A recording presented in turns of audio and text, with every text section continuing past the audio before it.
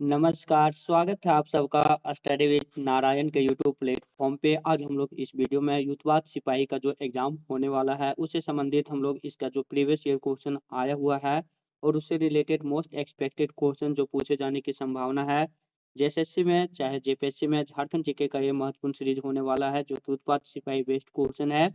तो हम लोग स्टार्ट करते हैं आज का क्लास। आप सब वीडियो का लास्ट तक जरूर बने रहिएगा। उम्मीद है यह सब क्लास आप सबों के लिए बहुत ही इम्पोर्टेंट होगा। इसमें हम लोग कुल 35 प्रश्न लिए हुए हैं। पहला क्वेश्चन दामोदर नदी से संबंधित था। दामोदर नदी का उद्गम स्थल क्या है?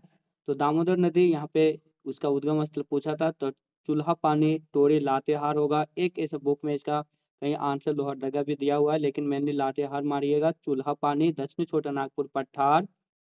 दामोदर नदी का उद्गम स्थल चूल्हा पानी टोरी लातेहार दक्षिणी छोटा नागपुर पठार में है। अब यहाँ बात दामोदर नदी का हुआ है तो उससे रिलेटेड भी पूरा अदर भी क्वेश्चन देख लेते हैं टॉपिक्स मेन पॉइंट से जो दामोदर नदी से, क्योंकि इससे भी हमेशा क्वेश्चन इस नदी से पूछे गए हैं। तो दामोदर नदी इसका उपनाम है देव नदी या फिर बंगाल का शोक या फिर झारखंड की राइन नदी। इनकी प्रमुख जो सहायक नदियां हैं बराकर, बोकारो, जमुनिया, कोनार, कतरी और भैरवी, जिसे कि भेड़ा नदी भी बोलते हैं। मुहाना इसका है हुगली नदी में कोलकाता के समीप जाकर यह मिल जाती है। कुल लंबाई इसका है 592 किलोमीटर। मील में अगर बात की जाए 368 मील। झारखंड में इसकी कुल लंबाई है 290 किलोमीटर। ये भी क्वेश्चन पूछा हुआ था। अपुआ क्षेत्र इसका 12,800 स्क्वायर किलोमीटर और कुल ये 8 जिलों से प्रभावित होती है। हजारीबाग, रामगढ़, गिरिडीह, धनबाद, बोकारो, लातेहार, रांची और लोहरदगा से। अब इससे कुछ और तथ्य देखेंगे। यह झारखंड के सर्वाधिक प्रदूषित, सबसे लंबी एवं सबसे बड़ी नदी है। यह नदी हजारीबाग एवं रांची के मध्य भ्रंश घाटी का निर्माण अनिद्रोणी का निर्माण करती है। ये भी क्वेश्चन 4 से 5 बार पूछा हुआ है जैसे जेपीएससी में कि हजारीबाग पठार और रांची पठार को कौन सी नदी या कौन सी नदी द्रोणी अलग करती है? तो दामोदर नदी। इस नदी को जैविक मरुस्थल की संज्ञा भी दी जाती है। दामोदर नदी भारत का पहला जो नदी घाटी परियोजना था दामोदर नदी घाटी परियोजना इसी नदी पे बना हुआ है। डीवीसी दामोदर वैली कॉरपोरेशन 7 जुलाई 1948 को जो प्रारंभ हुआ था देश के पहला नदी घाटी परियोजना। अगला क्वेश्चन मैथन बांध कहाँ स्थित है? तो मैथन जो कि धनबाद में स्थित है।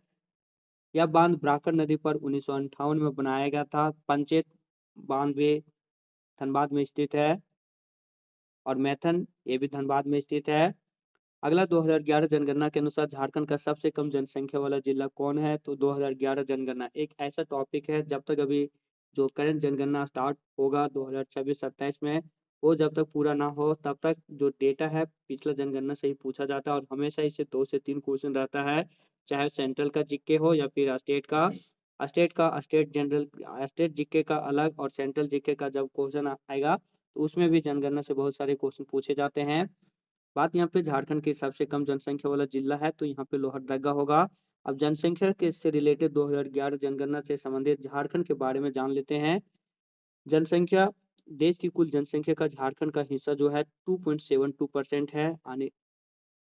जो भारत में कुल जो जनसंख्या उसका 2.72% झारखंड में है। और अगर रैंक के हिसाब से देखा जाए तो 14वीं रैंक है झारखंड की जनसंख्या भारत में। पुरुष जनसंख्या यहाँ 51.38% और महिला जनसंख्या है 48.68%। ग्रामीण जनसंख्या 75.95% और शहरी जनसंख्या है 24.05%। एससी की जनसंख्या झारखंड में जो है 12.08% और एसटी की जनसंख्या है 26.20%। मोस्ट एक्सपेक्टेड और इम्पोर्टेंट है, आप सभी से याद कर लीजिएगा। अगला था सर्वाधिक जनसंख्या वाले 5 जिले हम लोग इसमें देखते हैं तो सबसे ज्यादा जनसंख्या है रांची, फिर धनबाद, फिर गिरिडीह, फिर पूर्वी सिंहभूम, उसके बाद बोकारो। अगर शहरों की बात की जाए सबसे अधिक जनसंख्या तो धनबाद होगा, लेकिन जिलों में बात की जाए तो सबसे अधिक जनसंख्या पहले जिला रांची, फिर धनबाद, फिर गिरिडीह, फिर पूर्वी सिंहभूम, फिर बोकारो। अगर ओबीसी की जनसंख्या पूछा जाए सबसे अधिक जिला किस में है, ओबीसी की जनसंख्या किस जिले में, तो गिरिडीह होता। न्यूनतम जनसंख्या वाले जिले लोहरदगा, उसके बाद खूंटी, फिर सिमदेगा, फिर कोडरमा, तब लातेहार।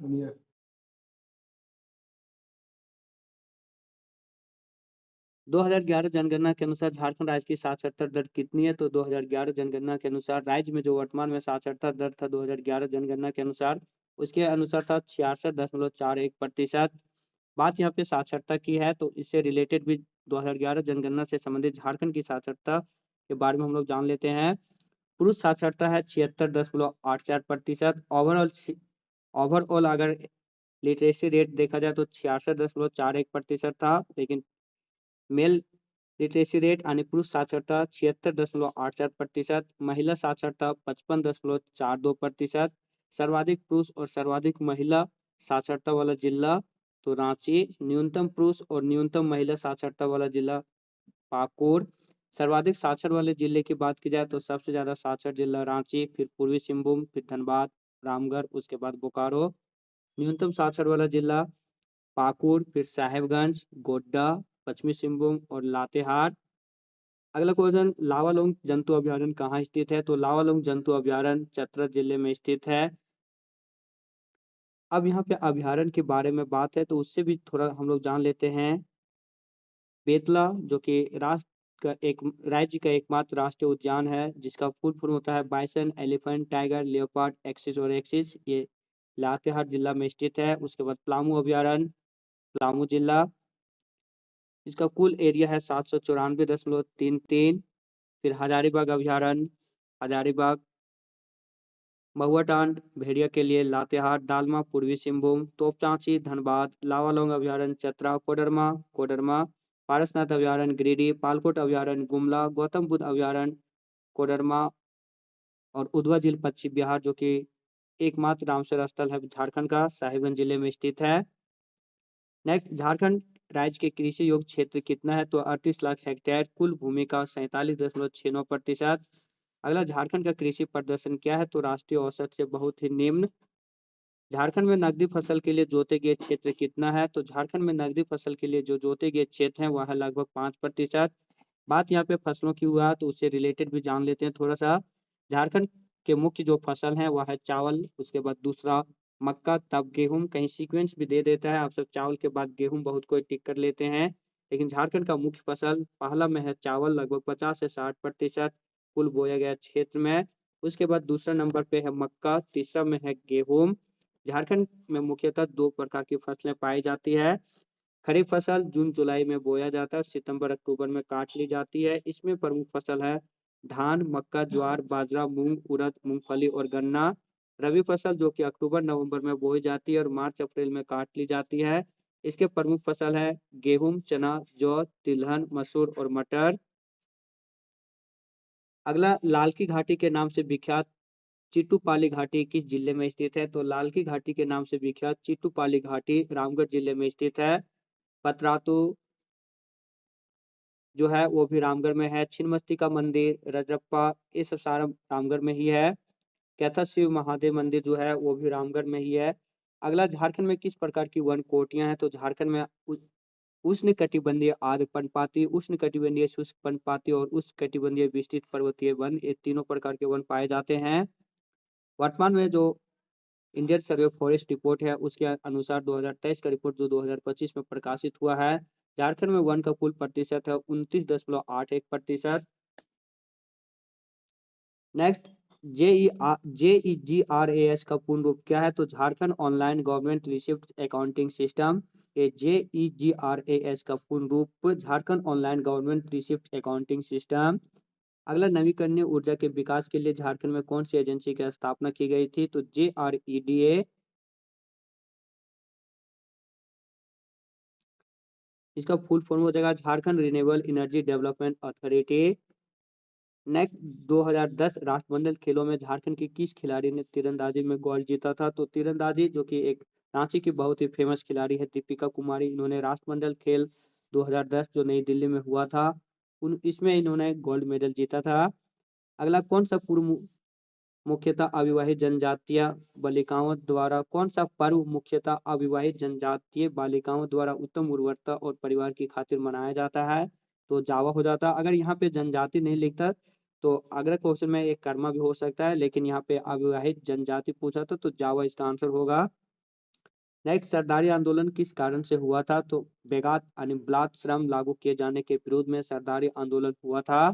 नेक्स्ट, टाना भगत आंदोलन कब शुरू हुआ था? तो टाना भगत आंदोलन गुमला जिले से अप्रैल 1914 में जत्रा भगत के द्वारा स्टार्ट हुआ था, जो कि शुद्ध गांधीवादी आंदोलन से प्रेरित था। ये टाना भगत आंदोलन अप्रैल 1914 गुमला जिले से प्रारंभ, जत्रा भगत के द्वारा। नेक्स्ट, पहले जनजातीय नेता कौन था जिसने अंग्रेज के विरुद्ध विद्रोह किया और हथियार उठाया था? तो पहले जनजातीय नेता जिसने अंग्रेजों के विरुद्ध हथियार उठाया था वह था तिलका मांझी। जावरा पहाड़िया इनका उपनाम है। जो तिलका आंदोलन जो था इसी से संबंधित है, तिलका मांझी।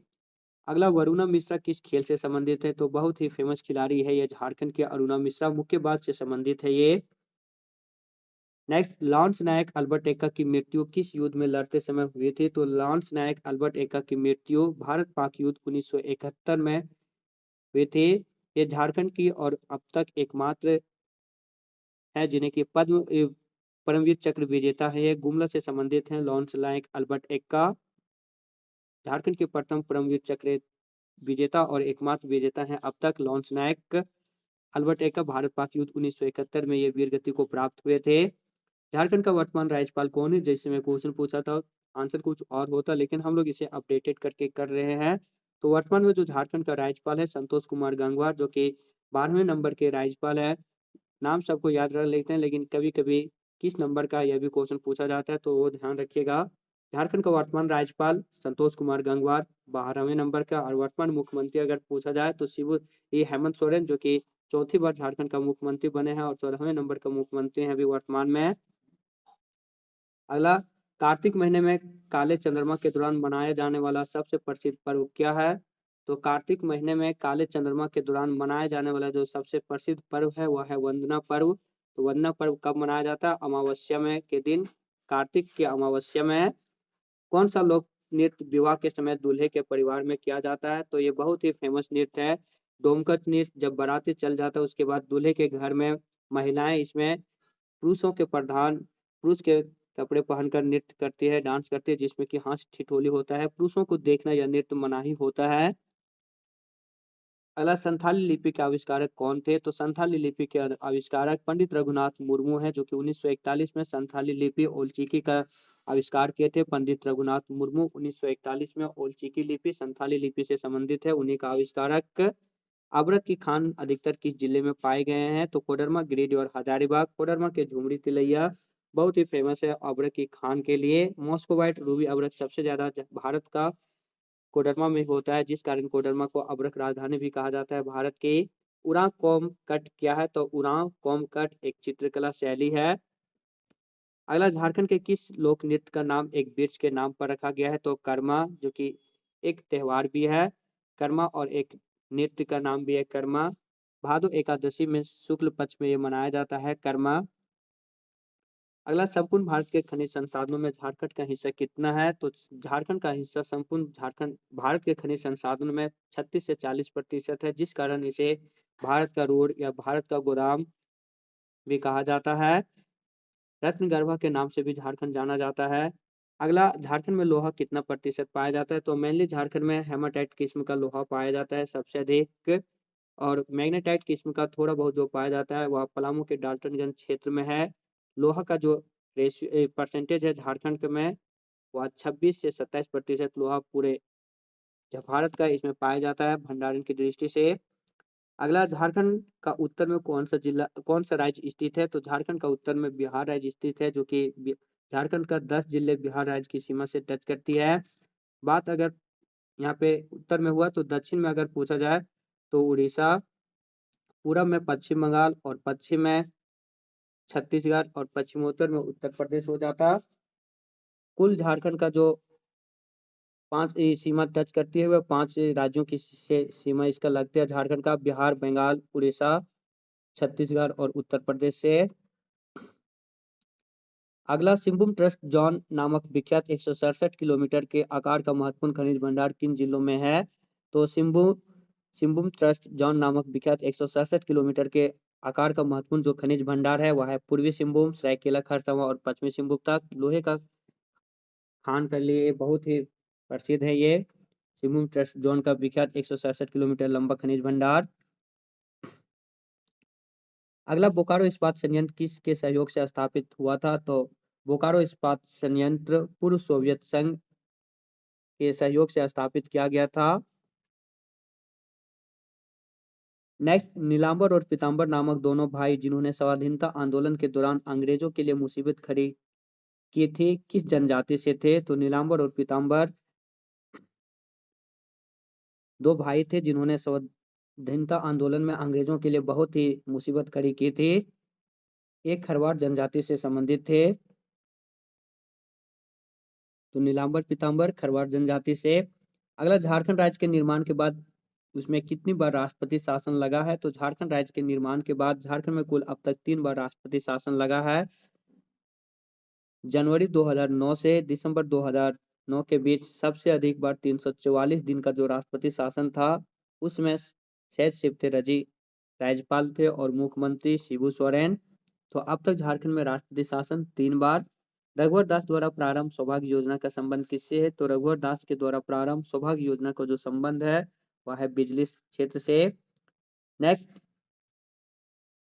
वर्तमान में झारखंड के कितने भौगोलिक क्षेत्र पर वन है? जिसमें एक क्वेश्चन पूछा गया था, डेटा कुछ और होता, लेकिन यहाँ पे हम लोग जो नया जो डेटा आया हुआ है Indian survey of forest report 2023 का, जो 2025 में प्रकाशित हुआ, उस अनुसार से इसे अपडेटेड करके किया गया है।